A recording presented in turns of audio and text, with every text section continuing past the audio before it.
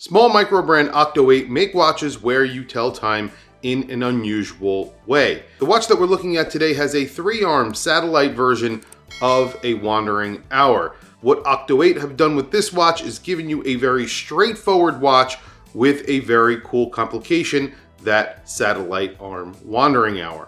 So let's flip the camera. Let's take a look at the Octo 8 King, a 3-arm satellite wandering hour watch. Octo 8, one of those Chinese brands out there that are trying to do something a little bit different. They've made some, not so great watches in the past, but they've started making a lot of wandering hour watches that really work. They also make them in a very wearable size. So many of these watches are on the larger side or they have a weird case. They're going for something more straightforward. And this is a somewhat straightforward wandering hour. However, it's a little bit complicated. There's a lot of depth to the dial. You have a 3-arm wandering hour complication here. It has those rotating blocks, so those blocks rotate to display the hour. Each one of those blocks has a pointer at the end. It almost looks like a needle pointer. That points to the minutes on that track. When it's not pointing to that track, it's not where you should be looking for the time. It's only the one that is actually on that track currently. So as one leaves, the other one is taking its place on that track, and that's how you tell the time. It's very, very easy. You can tell the time very simply by just a glance. And that is pretty good for a wandering hour because sometimes they make them a little bit overcomplicated and it's a little bit harder to tell the time. One other thing that they're doing that is slightly different from other brands is they've put a second hand on this watch. What they've done is a little bit weird because in the center you have a diamond, a club, a heart, and a clover. It doesn't make all that much sense to me. I think it's a little hard to tie in poker into a watch like this without adding some other element, but that's the theme that they've gone for. They've loomed that in the middle as well. They've loomed the arms as well, so you could see this in the dark. You could tell time in the dark, and you could see that it's working in the dark, so I very much like that. You have this wheel that holds the arms, and that sits above the movement. And then there is a track that goes all the way around the dial. It does have applied little indices on there. However, those are not hour markers because that's not where you're telling the time. Down at the bottom of the dial at the 6 o'clock position, it says the name of the brand, and up at the 12 o'clock position is where you have that minute track. And again, at the center position, you have that disc. That is the running seconds. So not the most complicated dial. It's really straightforward and very easy to use. Like I said, watches like this usually are somewhat more complicated. They're made to look more complicated than they actually are. This is simplified, and it's very wearable, and it's legible, which is really nice because most of these watches are more difficult than they need to be.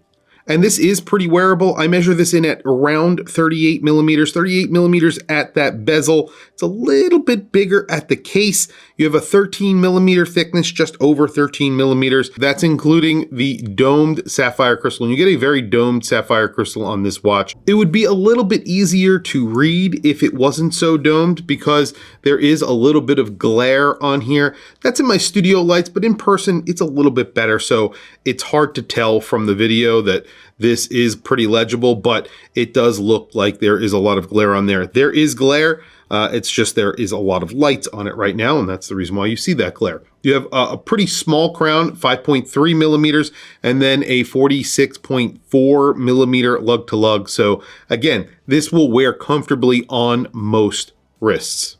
This is an automatic watch. It gets a Miyota 9039. A few years ago, a Chinese manufacturer developed a module that would fit on top of the Miyota 9039. That was a wandering hour module, and a lot of Chinese brands have used it to create watches like this. Like I was saying before, most of those are larger. This is one of the few brands that are making them in a smaller size. Speaking of smaller sizes, this is a new Timex that was just recently released.